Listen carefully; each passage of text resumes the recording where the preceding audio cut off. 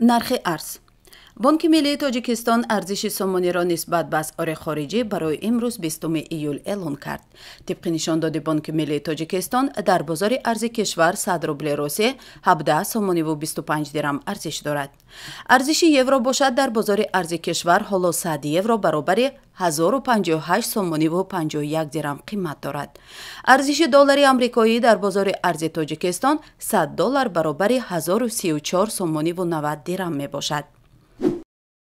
нархи тилло. қурби тилло дар биржаҳои лондон асри дирӯз 1712 доллару 89 сент барои 1 унс таъин шуд. нархи нафти хом. нархи миёнаи фурӯши ҳар бушка нафти хоми таҳвили моҳи оянда дар биржаҳои Intercontinental Exchange ва Brent фьючерси Лондон 107 доллару 27 сент муомила шуд. нархи миёнаи ҳар бушка нафти хоми таҳвили моҳи оянда дар биржаҳои New York Mercantile Exchange ва Lightswith Oil New York 103 доллару 85 сент муомила шуд. дар нимсолаи аввали соли 2022 воридоти гандуму орд, биринҷ, картошка, меваҳо ва дигар маҳсулоти истеъмолӣ ба Тоҷикистон кам шудааст.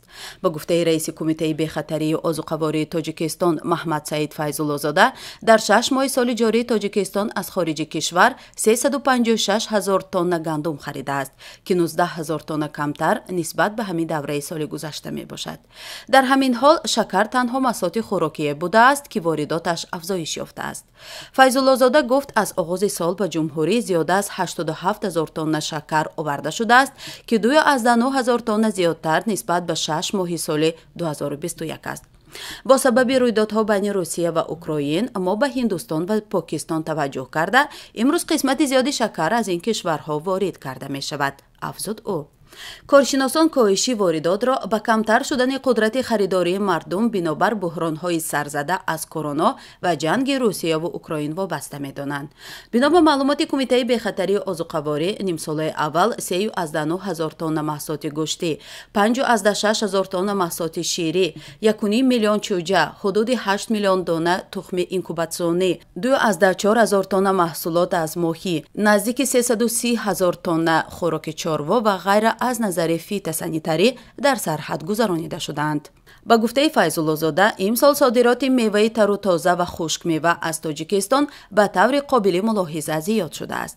дар ин давра ба хориҷи кишвар 12,8 000 тонна меваи тару тоза ва зиёда аз 20 000 тонна хушкмева содир шудааст, ки дар муқоиса бо ҳамин давраи соли гузашта мутаносибан 7,7 000 тонна ва 8 000 тонна зиёдтар аст. дар Тоҷикистон дар 6 моҳи навхусти соли ҷорӣ 853 000 тонна ангишсанг тавлид шудааст. тавлиди ин миқдор ангишсанг нисбат ба ҳамин давраи соли гузашта 13% афзоиш ёфтааст. гуфта мешавад, ки беш аз 365 000 тонна ангишсанг тавлид шуда мутааллиқ ба ширкатҳои давлатӣ мебошад. дар ин муддат 488 000 тонна ё наздик ба 58% аз кулли ангишсанги тавлид шуда дар Тоҷикистонро ширкати хусусӣ истеҳсол кардаанд.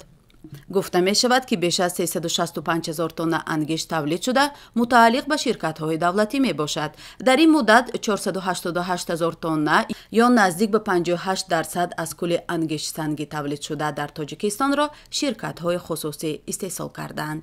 13 ширкати дохилӣ ва хориҷӣ дар Тоҷикистон ба истихроҷи ангиштсанг машғуланд ва 200 корхона аз ангиштсанг барои тавлиди маҳсулот истифода мекунанд. захираҳои шиносоишшуда дар 21 маъдани ангиштсанги Тоҷикистон беш аз 3 миллиард тонна эълом шудааст. тавлиди ангишсанг дар Тоҷикистон дар солҳои охир ба беш аз 2 миллион тонна дар сол расидааст. тибқи ҳисобҳои пешакӣ, қимати билети қатораи Душанбе-Волгоград аз 1400 то 1500 сомонӣ хоҳад буд. дар ин бора Зоиршоҳ Файзуллоев, муовини сардори хадамоти бехатарии қатораҳои бахши хатлони роҳи оҳани Тоҷикистон, дар нишасти матбуотӣ хабар дод. гузашта аз ин ӯ қайд кард, ки агар чиптаро пешакӣ харед, арзиши он камтар мешавад. Файзуллоев шаҳр дод, ки агар 3 рӯз пеш аз сафар чипта харед, он 200-300 сомонӣ арзонтар мешавад.